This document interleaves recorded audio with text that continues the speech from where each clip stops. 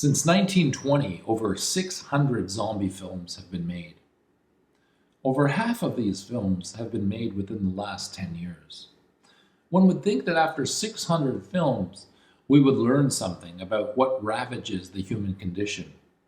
But if we only see these films as entertainment, we miss the point about the meaning of zombies. It is not simply the case that zombies are just another type of monster designed to entertain and scare us. This is a simplistic view that ignores the complexity of our situation. Thinking through the zombie myth requires us to see that zombies mirror the culture we find ourselves in. Zombies tell us the truth of our situation. Zombies show us that the real monsters are human beings who devour their own species in so many different ways. Here we encounter a paradox. The zombie exists, and yet it does not exist. In 1929, while researching a book on Haitian voodoo, William Seabrook was taken to the Haitian American Sugar Company. Seabrook described supposed zombies who stumbled at work. He described them as brutes, automatons with eyes that were unseeing. Seabrook's book, The Magic Island, took a description of humans made to work for 18 hours a day under horrendous conditions and then turned them into zombies. What does Seabrook overlook? His eyes were the eyes that were staring, unfocused and unseeing. He did not see what was placed in front of his vision. He did not see that the humans were reduced to slaves.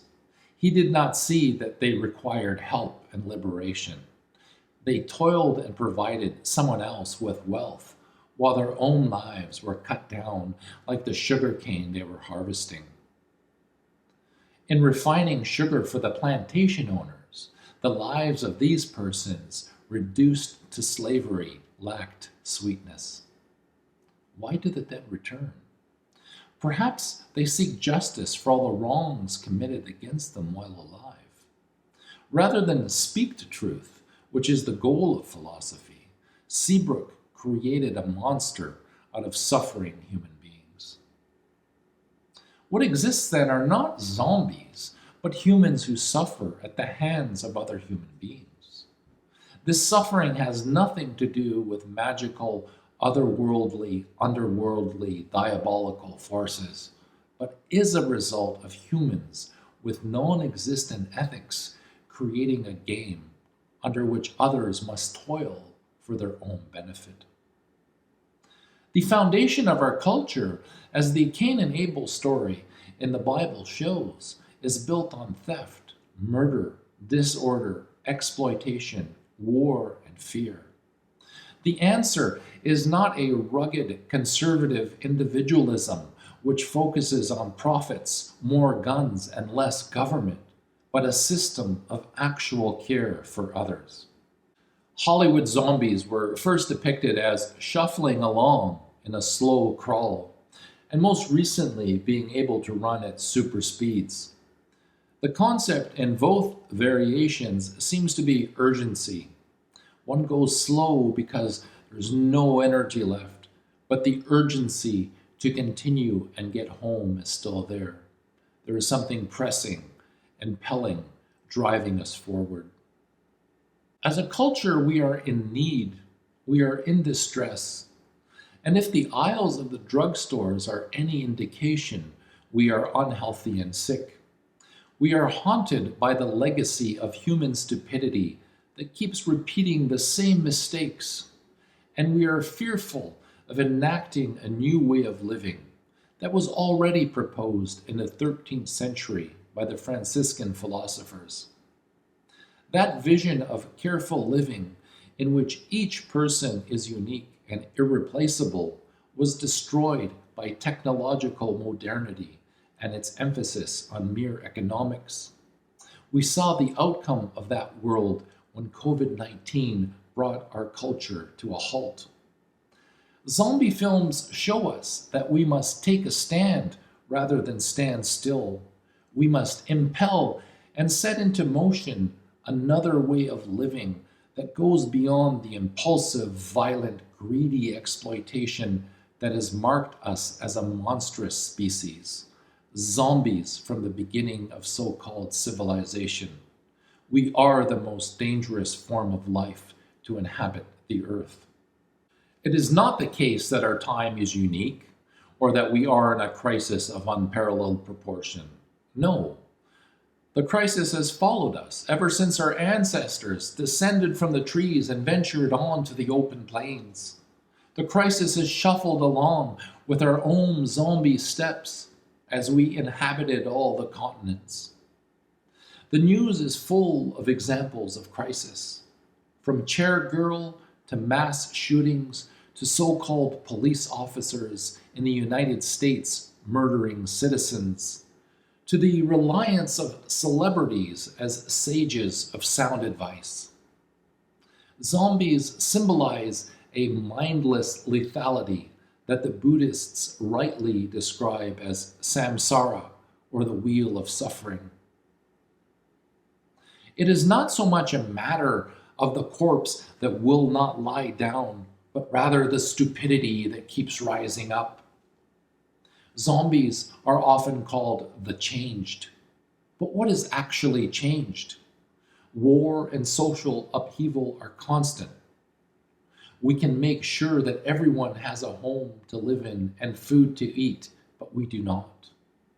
The truth of our situation is that 26 people own as much wealth as 3.8 billion people combined. Homer's Iliad is among the oldest works of Western literature. It is dated around the 7th century BCE. The famous opening lines still echo across the centuries down to our time. Rage, sing goddess, Achilles' rage, black and murderous, that cost the Greeks incalculable pain, pitched countless souls of heroes into Hades dark, and left their bodies to rot as feasts for dogs and birds. Culture is a theater of cruelty where the very spectacle of humanity is our zombie infection. We have been domesticated into believing that this is the only way to live. We are not only defanged, but slowly lobotomized. Across the world, funding to healthcare and education is being cut, and yet these institutions guarantee our health and our ability to think freely. I find it mind-boggling that hospitals do not have enough protective equipment to serve the needs of physicians and nurses and patients, and yet CEOs amass millions and billions in profit. I find it absurd that there are more ATMs in our cities than there are respirators in hospitals. If the recent COVID-19 crisis has taught us anything, it is that we must rethink our culture on the basis of care and justice, rather than greed and profit for the few and misfortune for the many. Zombie films force us to ask the question of inheritance. What have we inherited? Who is writing our magic island for us? The persons enslaved on the sugar plantations in Haiti could not taste the sweetness of the sugar they were producing. Their lives were reduced to bitterness. Are we then doomed, like Coleridge's Ancient Mariner, to sing, "Water, water everywhere, nor any drop to drink"? Zombie life, like the Ancient Mariner's ocean, is nothing but a sea of death. The singularity of our lives is closed off in a death that comes prematurely and closes off the possibilities for our future. The zombies we see in films are us, and the lessons of how to live is lost on viewers. Another way is possible that takes into account justice and care rather than the scenes of despair and hopelessness across the world. Thank you for tuning in.